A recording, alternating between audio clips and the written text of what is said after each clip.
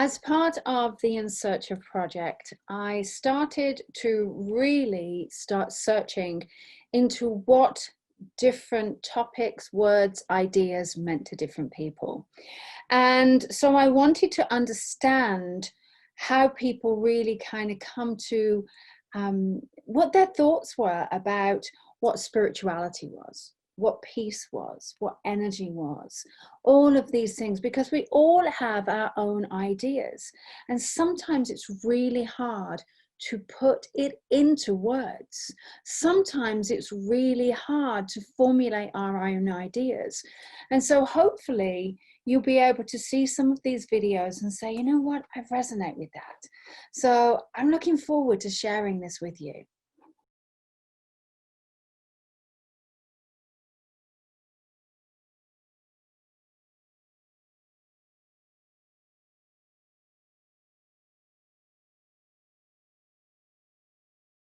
You, me, all of us. I think peace is everything. I do think that it is that constant, that continuous energy.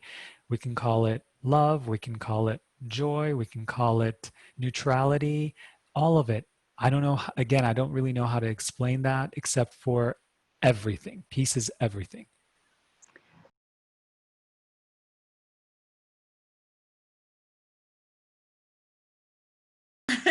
It's the thing we all want, but we're struggling to get. I think peace is when we have grace and compassion for those that aren't always in agreement with us.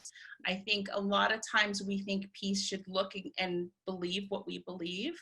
But true peace comes from understanding that our differences make us who we are, and understanding that everyone's going through their own journey and we have to respect it. It's not going to look like mine. It's not going to look like yours.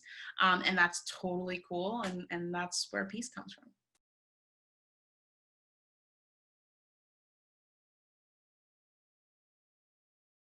Peace where you can breathe, where you can finally breathe and you can finally be okay. Here's the thing, to be honest, to finally be okay with sitting by yourself. That's peace to me. I used to hate it. I used to panic. Now I crave it. Just leave me alone. Shut up. I'm fine. I used to be terrified of my own thoughts. That's peace. Being able to sit and be okay just in those 5 moments.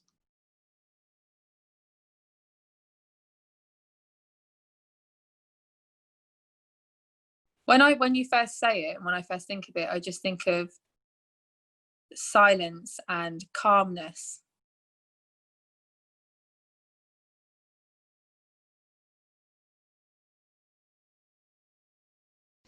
For me, I have maybe a little bit different view of peace than most people do. Most people think peace is like, oh, I'm so peaceful. Oh, peace and love. I'm not like that. Yeah, no. To me, peace is being authentic.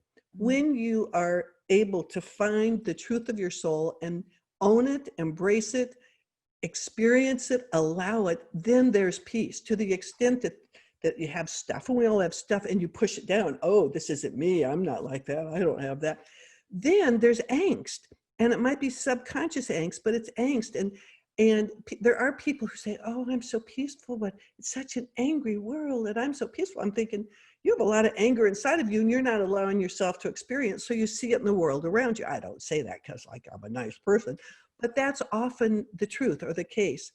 So for me, first of all, finding peace is just whatever the truth is. This is what's so. The other side of what's so is so what? So what now?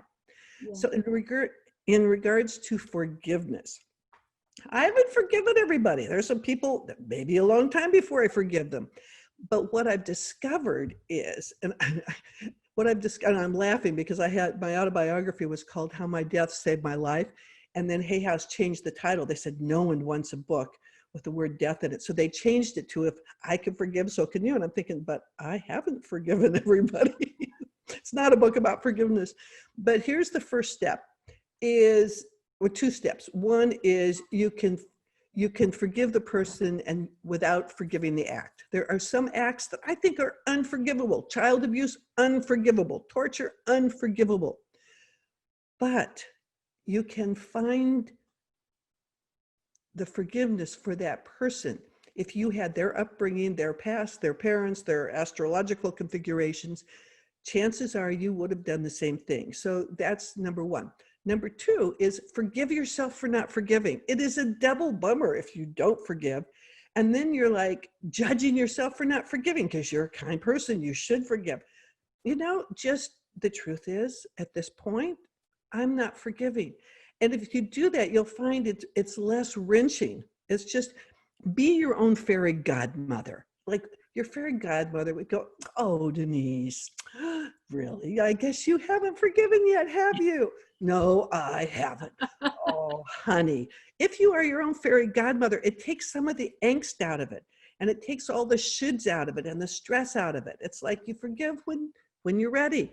But it doesn't need to consume your life. It's just be your own fairy godmother. Fairy godmothers just pat you on the shoulder and say, well, maybe tomorrow, like that. So that's what I would say.